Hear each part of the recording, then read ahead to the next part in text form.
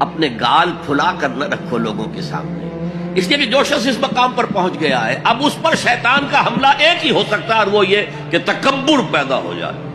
دوسرے انسانوں کو وہ حقارت سے دیکھے یہ کن گندگیوں میں پڑے ہوئے ہیں، یہ نالی کے کیڑے، نفرت پیدا ہو جائے، تکبر پیدا ہو، زمین میں اترا کر نہ چلیے، اکڑ کر نہ چلیے، یقیناً اللہ کو بالکل پسند نہیں ہے۔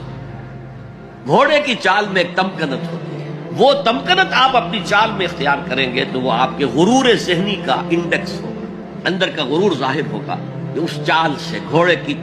تمکنت والی چال، فخر کرنے والا، علم پر فخر ہو رہا ہے،